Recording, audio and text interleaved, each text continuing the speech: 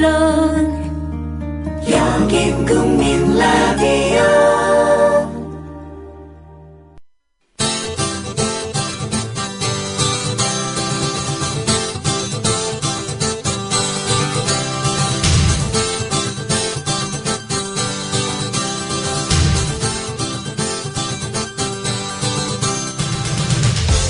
투박하지만 정직하다. 비평을 비평하는 남자 서영석.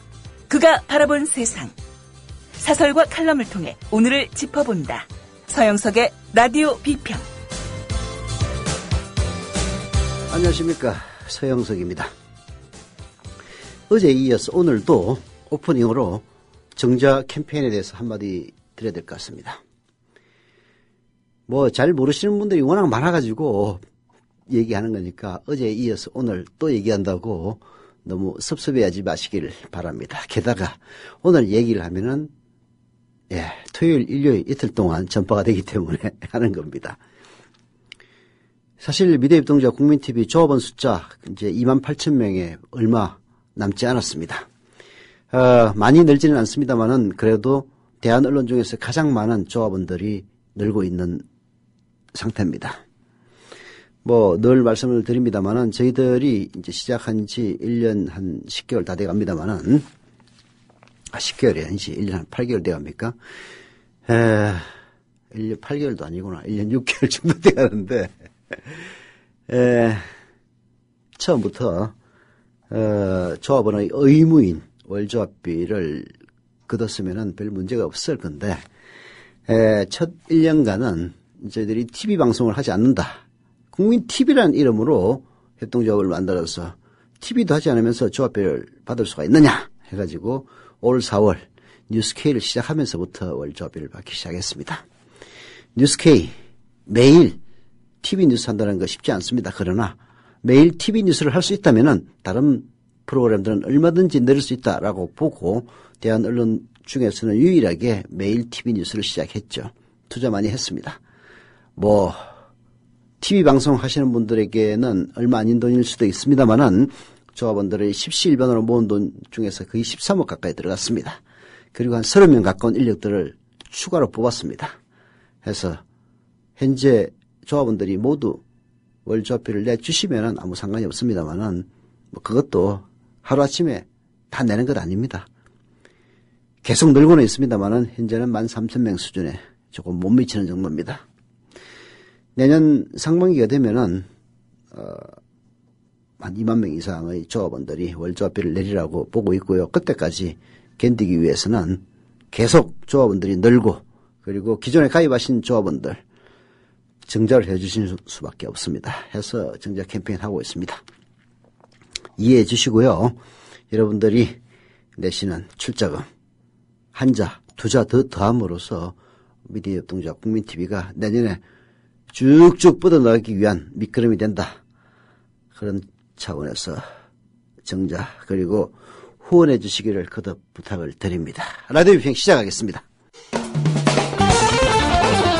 함께하고 계신 방송은 정치평론가 서영석 미디어협동조합 이사장이 진행하는 라디오 비평입니다. 지상철 조합원 신청 광고입니다. 강화대교 앞에서 개념 부부가 만드는 개념 곰탕 연지연 곰탕. 연지연이란 가마솥의 장작불로 온종일 구워내는 곰탕을 서로 나누어 이어지는 인연이란 뜻입니다. 연지연 곰탕이 민주주의를 열망하는 조합원 여러분과 국민의 건강을 책임지겠습니다. 곰탕 포장 판매는 한 팩 800g에 7,000원이며 7팩 이상은 무료 배송으로 드립니다. 연지연 곰탕은 강화대교 입구에 위치해 있습니다. 단체 주문 예약 및 포장 주문 전화번호는 010-7252-1114, 010-7252-1114, 031-989-9968. 조합원 단체 예약은 10% 할인해드립니다.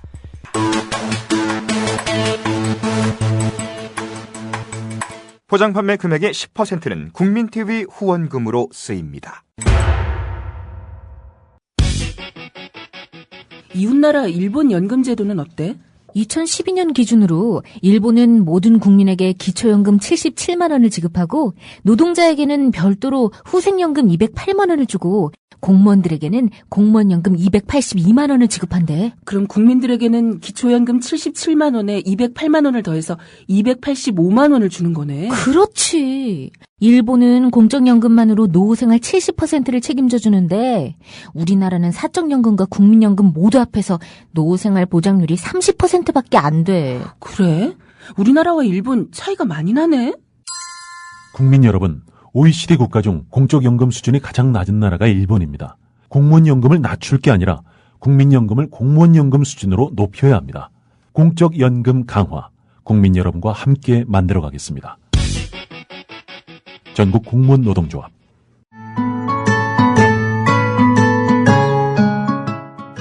청춘이란 깊은 샘물에서 오는 신선한 정신, 유약함을 물리치는 용기, 안위를 뿌리치는 모험을 뜻한다.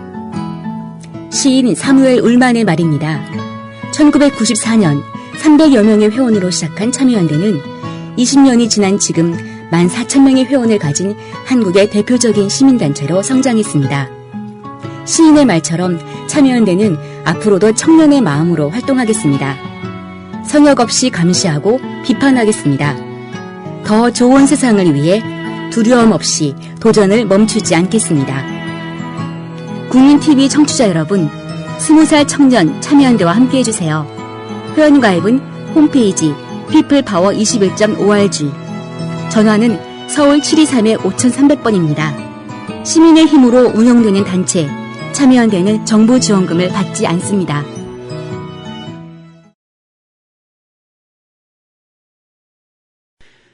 네. 뭐 대통령은 그냥 쉽게 얘기합니다. 에볼라, 우리 의료지원단 보내겠습니다. 쉽게 얘기를 하는데요. 그거 국민의 안전을 제대로 이해하고 그리고 국민을 진심으로 아끼는 대통령이라면 쉽게 얘기할 성질의 것은 아닙니다. 에볼라 바이러스 세계적인 확산을 막기 위해서 당연히 그나마 선진국이라고 이름 붙이기 위해서 애쓰는 대한민국 노력해야죠. 그러나 쉽게 결정해서는 안 될 그런 사안들일수록 박근혜 대통령은 너무 쉽게 결정합니다. IMPT가 그 부분을 짚었습니다. 에볼라 환자 한 명만 들어와도 한국에 들어와도 그 파급력이 얼마나 될지 들어보시죠. 한국이 에볼라 바이러스 발병 지역에 의료진을 직접 파견하기로 했습니다. 박근혜 대통령은 지난 10월 16일 아시아 유럽 정상회의에서 한국은 여러 나라로 확산하는 에볼라 바이러스에 대응하기 위해 인도적 지원을 제공한 데 이어 보건 인력을 파견하기로 결정했다는 입장을 발표했습니다. 재앙과 같은 에볼라 바이러스로 고통받고 있는 서아프리카 지역에 인도적 차원에서 경제적 지원은 할 수 있습니다.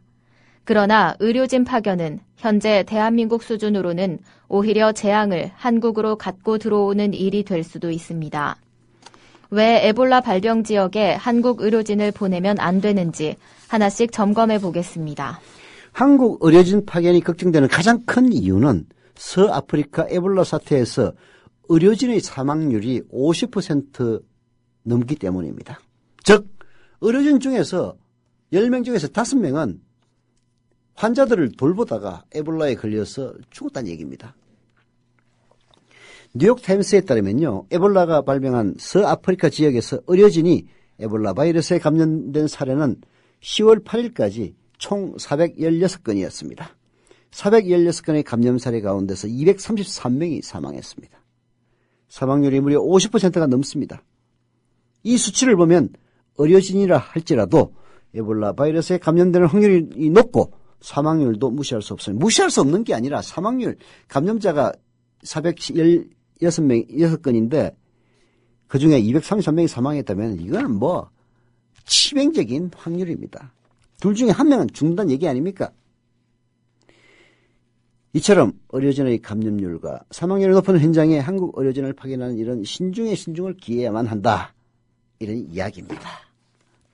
이런 위험을 무릅쓰고 에볼라 발병 지역에 한국 의료진을 파견하겠다고 한다면 준비 또한 철저히 해야 합니다.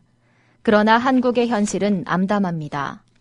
국경 없는 의사회에서는 의료진에게 2주간의 교육을 철저히 하고 파견합니다. 뉴욕에서는 에볼라 환자 치료에 투입되는 의료진들이 개인 보호 장비 착용법을 교육하고 그 위험성에 대비하고 있습니다. 한국도 용산구 의협회관에서 기자회견을 열고 보호복과 보호 장비에 대해 설명을 하기도 했습니다. 그러나 문제는 2인 1조로 보호구를 벗고 착용하는 과정을 교육할 전문 인력이 국내에는 거의 없다는 점입니다. 보호 장비를 입고 벗는 데만 또 30분이 걸립니다. 그리고 보호 장비를 입고 벗을 때 감염이 가장 일어나기 쉽습니다. 그런데 대한민국에는 그걸 가르쳐줄 전문 인력이 없어요. 전문 인력도 없는 상태에서 제대로 배우지도 못하고 의료진 보내면은 10중 8구 에볼라 바이러스에 걸려서 죽을 확률이 굉장히 큽니다. 아니, 자기가 갔으면 갔지. 왜 애꿎은 의료진들을 제대로 된 절차도 밟지 않고 제대로 된 대응도 하지 않고 보내기부터 하느냐, 이 얘기입니다. 국가지정병원으로 운영되는 국립중앙의료원대 감염대과 간호사 4명이 사표를 냈습니다. 이들은 에볼라 환자가 발생하면 국립의료원에서 치료를 담당할 것으로 예상해 사표를 냈다고 합니다.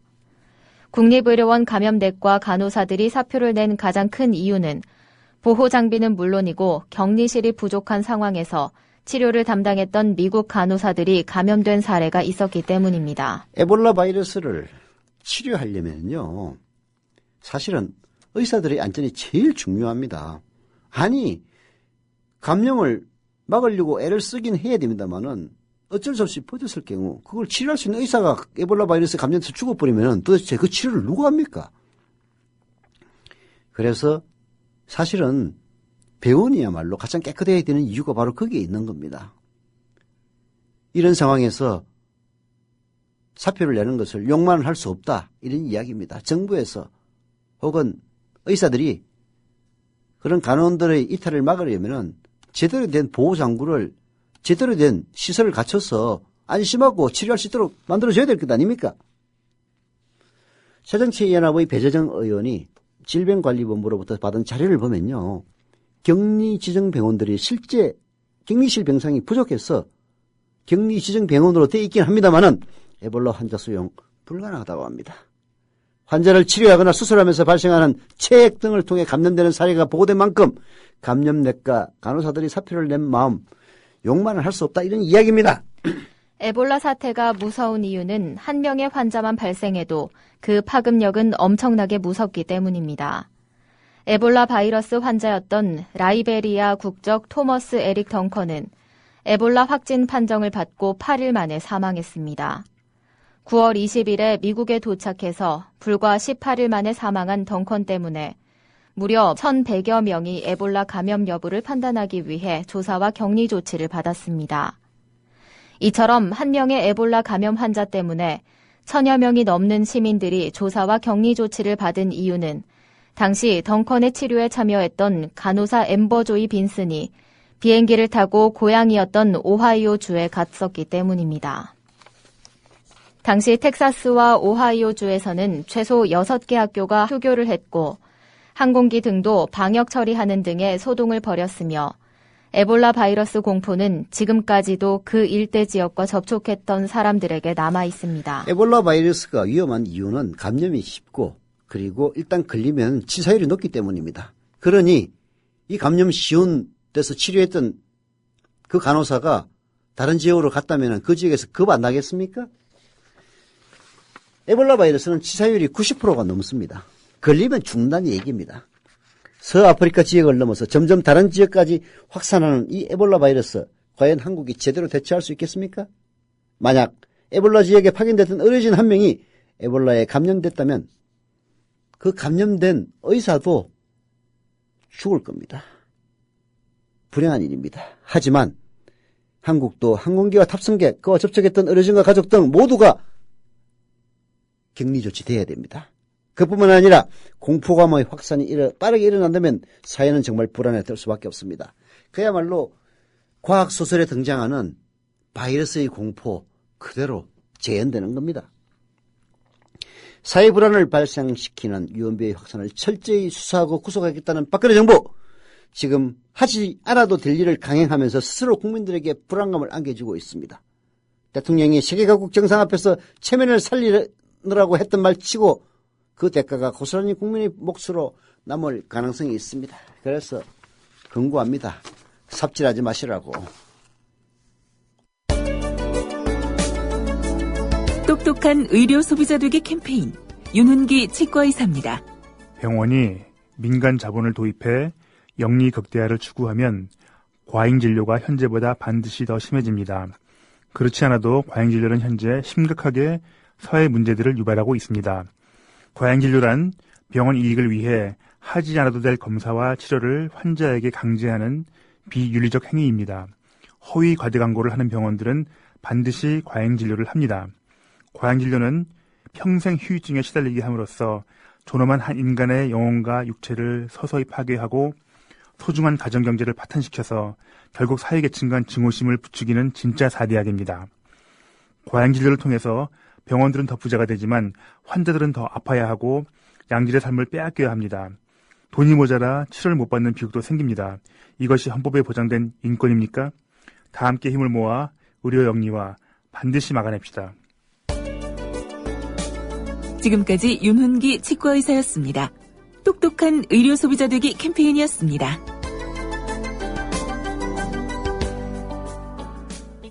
이 밴드에 전주에 오신다고 광고를 내셨더라고요. 그래서 식사를 대접 한번 했으면 좋겠다라고 하셔서 흔쾌히 제가 식사 준비는 하겠다라고 말씀을 드려가지고 세월호 유가족이 6.5kg의 십자가를 들고 안산에서 진도로, 진도에서 대전으로 가던 길. 함께 동행하기도 했고 길목마다 식사를 대접했던 따뜻한 이웃이 있었습니다. 바로 미디어 협동조합 조합원이었습니다. 그 가운데 한 명, 전주에서 음식점을 운영하는 조합원 수정원 님입니다. 상황버섯 닭백숙하고요. 그 한우 전문점을 하시는 분이 그분께서도 불고기를 협찬해 주시고 해가지고 이제 밥이랑 해서 반찬 이렇게 싸서 제가 좀 보내드린 적이 있고요. 하루빨리 특별법이 통과가 돼서 진상규명이 이루어져서 유가족들의 가슴 아픈 그런 부분들을 빨리 풀어드려야 된다라고 생각하고 있습니다. 착한 사람들이 만드는 아름다운 공동체 미디어 협동조합에 여러분을 초대합니다. 미디어 협동조합 홈페이지 국민.tv 또는 서울전화 3144-0933 서울전화 3144-7737로 신청하실 수 있습니다.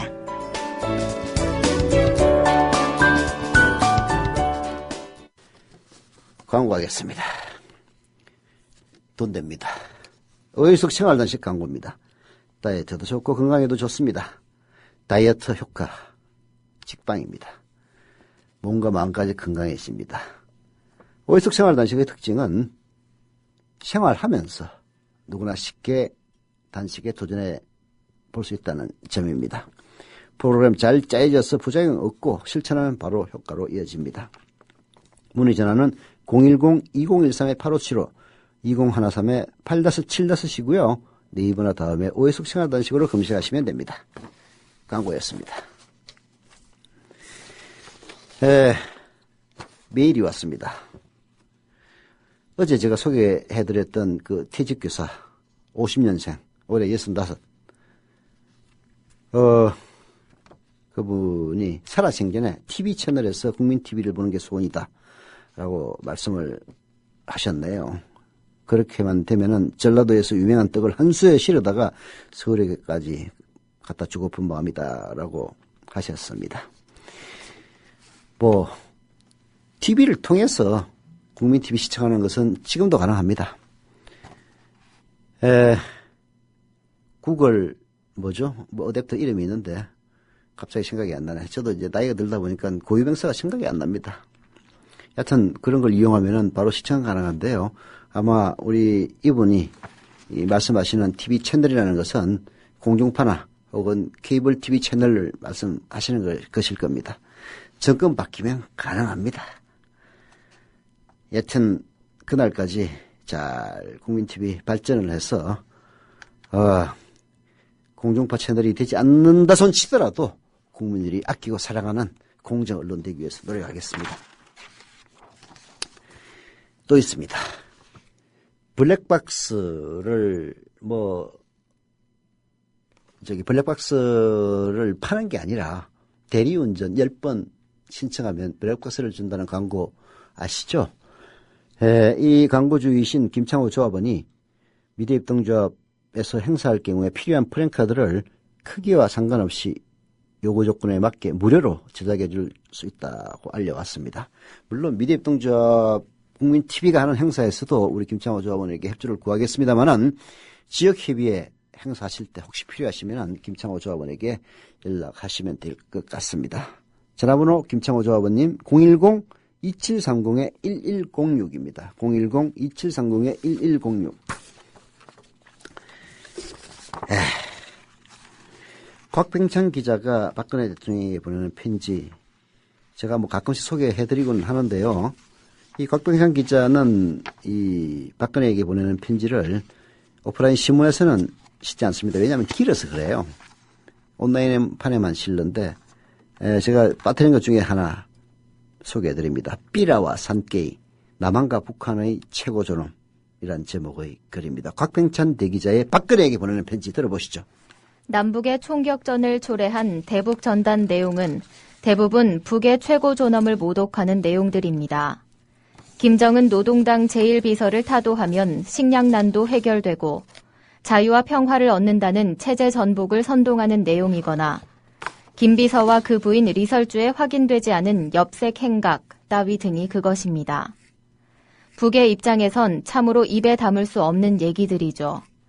최고 존엄에 대한 모독을 체제 전복 위협으로 간주하는 북에서는 이런 유언비어 살포 행위에 대해서는 즉결 처형을 하도록 하고 있습니다. 보거나 듣고도 신고하지 않고 그 자리에서 즉각 대응하지 않은 사람도 그와 비슷한 죄를 받게 됩니다. 이런 북한 제대로 된 국가 아닙니다. 왜 그러겠습니까? 체제가 불안하기 때문에 그 불안한 체제의 최고 대빵인 김정은이를 욕하면은 잡아가두고 심지어는 처형한다는 게 뭡니까? 죽여버린다는 얘기입니다. 이런 일마저 벌어지는 야만스러운 국가 맞습니다. 그러나 그 정도가 다르지만은 박근혜에 대해서 그 존엄을 모독했다고 외신 기자를 기소하는 이런 나라도 정상적인 나라는 아닙니다. 북한이 미친 나라라면 대한민국도 정상적인 나라는 아니란 이야기입니다. 그런 형법 체계나 형벌권 행사 방식을 국제사회나 남쪽에선 강하게 비판해 왔습니다. 유엔 인권위원회에선 때마다 결의안을 채택해 북의 이런 기본권 침해를 중지하라고 촉구했습니다. 북의 도발 위협과 남북 대화의 단절 위험에도 불구하고 남쪽도 그런 국제사회의 결의와 움직임에 동참해 왔습니다. 국제사회가 북의 인권 상황에 대해 가장 핵심적으로 우려하고 정상화를 요구하는 사항은 바로 표현의 자유 보장입니다. 정치범, 곧 최고 존엄과 체제를 비판하고 반대하는 사람들에 대한 구금과 고문과 처형을 중지하라는 것이었습니다. 그러나 북은 이 문제에 관한 한 절벽이었습니다. 바늘로 찔러도 들어갈 구멍 하나 없이 요지부동이었습니다. 말하자면은 북한의 최고 존엄과 체제를 비판하는 것을 단 한 줄이라도 허용하게 되면 북한 정권 무너집니다. 그만큼 취약한 정권입니다. 그야말로 공포와 테러로 그 집권을 유지해 나가는 그런 국가입니다. 참 한심한 국가입니다. 김일성이가 아마 무덤에 있다면 벌떡 일어나가지고 어떻게 내가 박정희한테 뒤지느냐고 한탄할지도 모르겠습니다. 재미있는 이야기인데요. 어떤 사람이 이런 분석을 했습니다. 남한이 북한보다 체제가 우월하게 발전할 수 있었던 이유. 김일성은 암살 안 당하고 오랫동안 살아가지고 북한을 철권 통치를 했고 남한은 박정희가 1979년도에 불의의 사고로 암살당해서 민주화됐기 때문에 남한이 더 발전할 수 있었다. 이런 얘기하는데 저는 요즘 그 말이 일리가 있다고 생각을 합니다. 이에 대해 박근혜 정부는 누구보다 공격적이었습니다. 분단 이후 남북은 상대방의 최고 권력자를 비방모략하는 삐라를 무차별 살포했습니다. 삐라는 총성 없는 총탄이고 폭발음 없는 폭탄이었습니다. 김대중 정부 이후 중지됐던 삐라나 방송을 통한 비방 모독이 부활한 것은 이명박 정부 들어서였습니다. 그러나 이명박 정부도 대화를 추진하면서 2번씩이나 대북전단 살포를 제지했습니다. 실제로 삐라 살포는 접전 지역 주민들에 대한 현존하는 긴박한 위험이었기에 이를 빌미로 탈북자 단체 등이 주장하는 표현의 자유를 규제한 것입니다. 그러나 박근혜 정부는 한 번도 삐라 살포를 제지하지 않았습니다. 헌법상 규제할 수 없는 표현의 자유에 해당되는 것이라며 헌법상 기본권을 들고 나왔습니다. 한 걸음 더 나아가 이들 단체에 대한 간접적인 지원으로 삐라 살포를 사실상 조장했습니다. 6.25 전쟁 이래 처음이라는 그 삐라로 말미암은 남북 간의 총격전이 바로 그 결과였습니다. 엊그제는 대공기관총, 고사총이라고 그러죠. 북한에서는 10발, 40발 그리고 개인화기 수십 발이 차례로 오갔지만 앞으로 삐라 살포가 어떤 결과를 초래할지 누구도 장담 못합니다. 북쪽은 최고 저놈의 모독, 곧 체제 붕괴 위협으로 간주해 저들이 해온 대로 할 겁니다. 그런 북쪽이 잘한다고 볼 수는 없지만은 그 미친놈들이 미친 짓 하는 거예요. 그러나 우리는 정상적인 인간입니다. 미친놈들을 도발해가지고 같이 피 터지게 싸워서 미친놈을 죽여버린다 하더라도 미친놈이 친 그 주먹에 우리의 눈탱이가 날아가고 우리의 밤탱이가 되면은 그 피해는 누구에게 가서 보상받을 겁니까?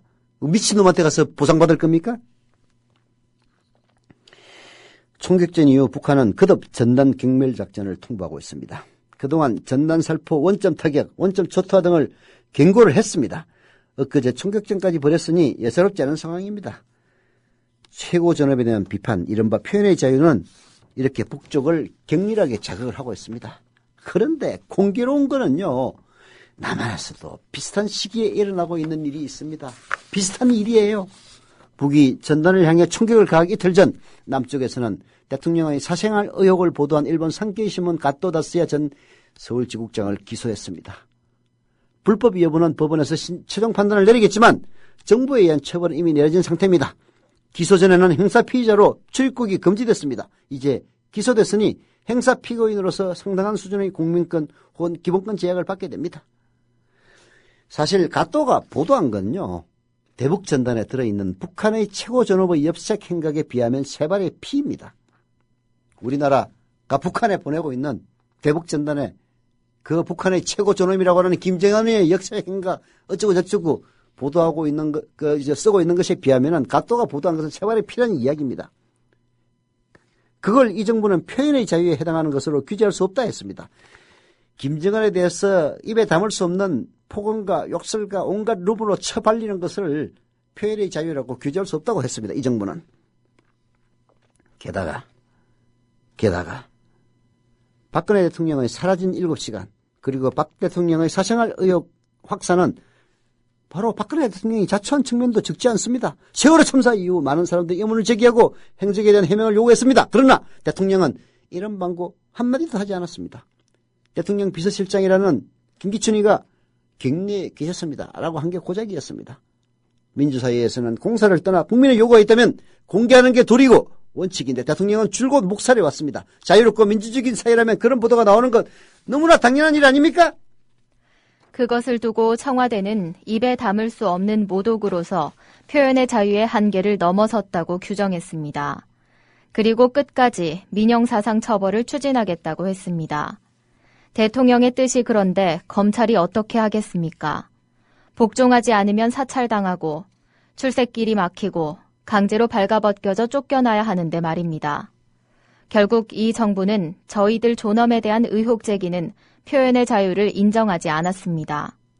국제사회와 언론들이 일제히 한국 정부를 비난하고 나선 것은 그런 까닭이었습니다. 하긴 북의 존엄에 대한 입에 담을 수 없는 모독은 표현의 자유에 해당한다고 하여 묵인하면서 자신들에게는 허용하지 않으니 어쩌면 더 나쁘게 보일 수도 있을 것입니다. 그러니까 말입니다. 얼마나 쪽팔리는 일입니까? 북한의 인권이 대한민국에 비해서는 비교할 수 없는 야만적인 국가라는 거 국제사회에서 다 알고 있습니다. 그런데 박근혜 정권이 하는 행태를 보면은 욕은 박근혜 정권이 더 얻어먹는 겁니다. 북한의 존엄에 대해서, 존엄인지 지랄인지 모르겠습니다만은 표현상 존엄이라고 하니까 존엄이라고 하겠는데 북한의 그 지랄맞은 존엄에 대한 온갖 루머, 온갖 욕설은 표현의 자유라고 허용하면서 자기 자신에 대해서는 갖다 써야 쓴 게 뭐 그렇게 큰 중요한 일입니까? 솔직한 얘기로 저질 기사일 뿐이지. 거기에 대해서는 표현의 자유를 인정하지 못하겠다면서 검찰에게 기소를 명령하는 이따위 행태를 보이고 있으니 그 정도에 있어서는 북한이 훨씬 더 죄질이 극악하지만 욕은 박근혜 대통령이 더 처먹고 있는 겁니다. 물론 남쪽에서야 최고 존엄이라고 말하지 않습니다. 그러나 김기춘 비서실장이 호칭한 윗분이라는 게 있습니다. 대통령이라는 호칭도 있는데 무슨 윗분입니까? 직책에까지 신적인 권위를 부여하지 않고서야 그렇게 부를 리 없습니다. 영어권에선 항용 미스터 오바마 혹은 미스터 프레지던트라고 부르거나 씁니다. 김기춘이가 박근혜 대통령을 윗분이라고 부르는 거는 진짜 코미디입니다. 왕조시대 때 임금에게 위에 계신 분이라는 뜻으로 한자로 상이라고 쓰고요. 우리말로 읽을 때는 윗전이라고 했습니다. 그 얘기예요. 김기춘에게 혹은 박근혜 정권의 그 똘마니들에게는 박근혜가 왕입니다. 여왕입니다. 표현이야. 어떻든 남쪽은 그 산케이 신문 저질 기소를 통해서 윗분에 대한 모독의 원점을 타격한 겁니다. 활자매체. B라도 활자매체입니다. 활자매체에 대한 타격만이 아닙니다. D여 사이버 공간에 대한 타격도 공언했습니다. 활자매체보다 더 많은 정보와 사적인 대화가 오가지만 통제가 어려운 사이버 공간에 대한 사찰과 처벌을 공언함으로써 이 나라의 표현의 자유를 막걸리 방공법 시절로 되돌려 버린 겁니다. 그게 모두 모독이 도를 넘었다는 박근혜 대통령의 엄숙한 한마디에서 시작된 겁니다. 북이 삐라의 원점을 향해 지프차도 전복시키는 대공기관총을 쏘아댄 것이나 남쪽 정부가 인신구속이라는 총을 비방과 모독의 원점을 향해 쏘겠다고 한 것이나 그 성격은 다르지 않습니다. 도대체 모를 일입니다. 지금 이 정부는 유신체제와 오공의 망령을 불러일으키는 것도 모자라 북쪽을 닮아가려 합니다. 과문한 탓에 보고 배울 게 없어서 그런 겁니까? 아니면 생내적으로 그런 것입니까? 제가 묻고 싶은 말입니다. 아는 게 없어가지고 보고 배운 게 없어서 그따위 저질짓을 하는 것인지 아니면 원래 그 특성과 본성이 그래서 그런 것인지 진짜 알고 싶습니다.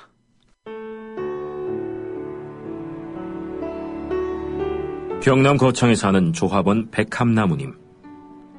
남편의 유언으로 온 가족이 미디어 협동조합원이 됐습니다. 라디오 비평 들으실 때마다 아이고 속이 시원하다 이렇게 하시더라고요. 본인이 먼저 하시고요, 가입을. 예, 그 뜻을 이제 알았기 때문에 손자, 손녀 6명까지 그렇게 이제 다 가입을 하게 됐지. 작고한 부부는 왜 국민TV 조합원 가입, 이것이 이 시대에 꼭 필요한 언론운동이라고 확신했을까요? 가슴 아픈 가족사가 있었습니다. 저는 민족일보 조영수 그분 그때부터 관심을 많이 가지시고 저 동아투이 그때 남편이 광고도 내고 또 한겨레 주주도 되시고 저희 시어른 되시는 분이 보도연맹에 억울한 죽음을 당하셨습니다. 중학교 때 아버지가 억울하게 그리고 옥살이 하실 때 그 도시락을 가지고 감옥에 가서 어느 날 갑자기 이제 총살 당했다는 그런 걸 안 겪었으면은 또 평범하게 살았을 수도 있는데.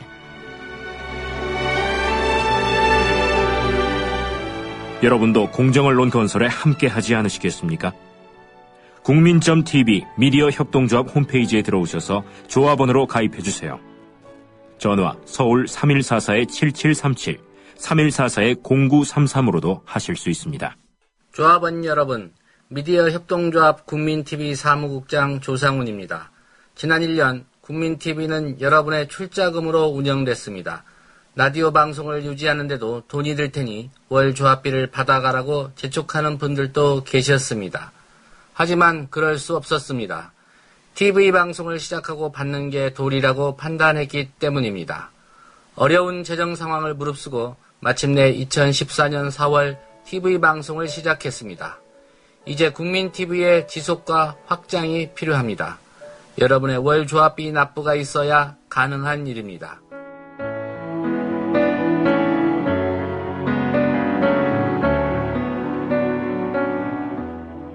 월 11,000원의 조합비 납입.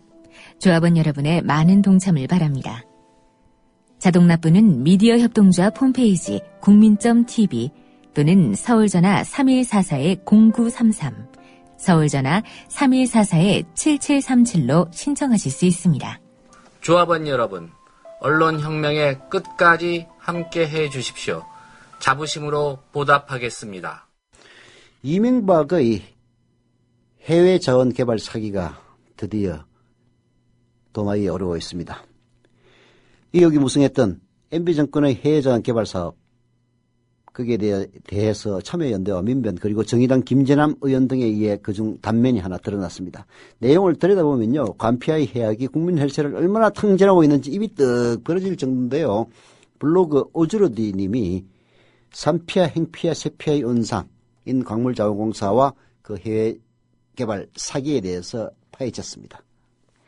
의혹이 무성했던 MB정권의 해외자원 개발 사업, 참여연대와 민변 그리고 정의당 김재남 의원 등에 의해 그중 한 면이 드러났다. 내용을 들여다보면 관피아의 해악이 국민 혈세를 얼마나 탕진하고 있는지 입이 떡 벌어질 정도다.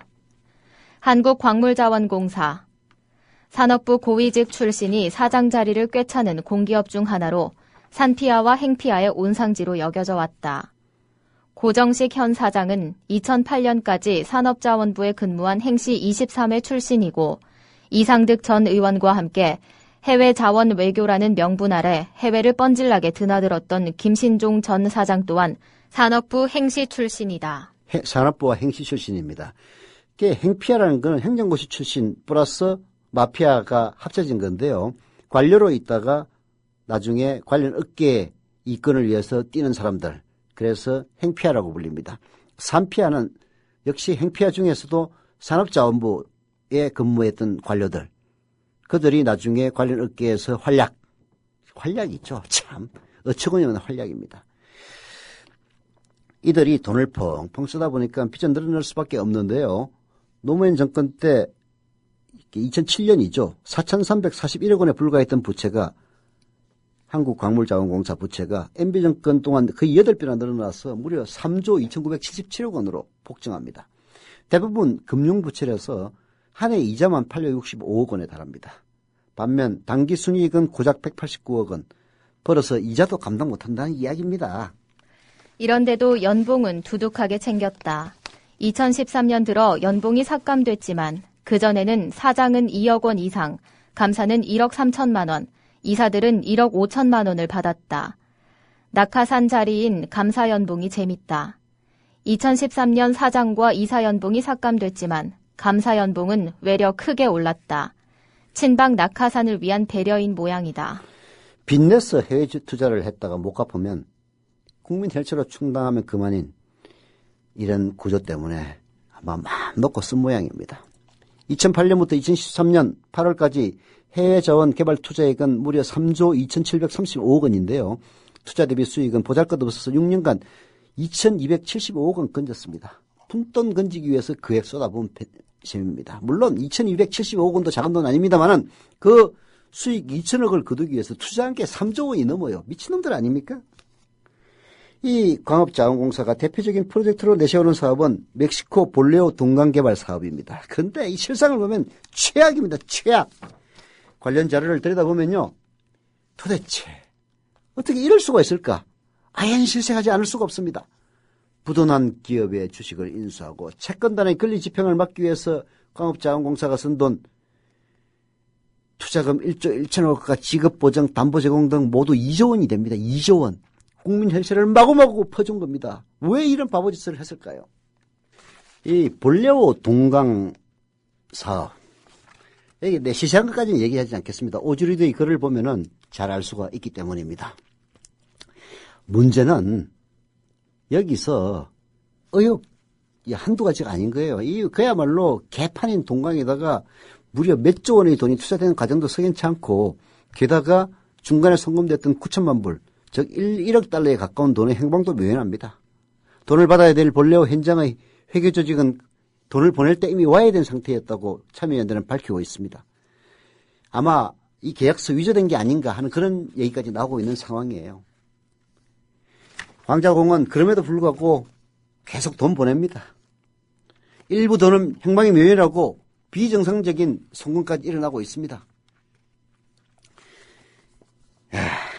이런 상황에 이거 파보면은요, 이명박 정권의 광산 사기 다 드러날 겁니다. 과연 볼레오 동강이 국제 사기를 당한 건지 아니면 대국민 사기 행각을 벌인 건지 분명한 것은 여기에 산피아, 행피아 이런 인간들, 새피아도 있습니다. 새누리피아 합작품이라는 사실 MB 정권 조사해야만 합니다.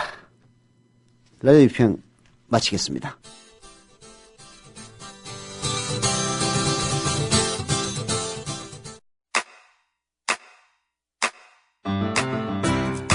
국민 라디오 지지하는 4가지 방법 아시나요? 다운로드하기, 별점 주기, 댓글 달기, 구독하기. 국민 라디오를 보다 많은 이들에게 전할 수 있는 가장 손쉬운 방법. 다운로드하기, 별점 주기, 댓글 달기, 구독하기. 잊지 마세요. 다운로드하기, 별점 주기, 댓글 달기, 구독하기.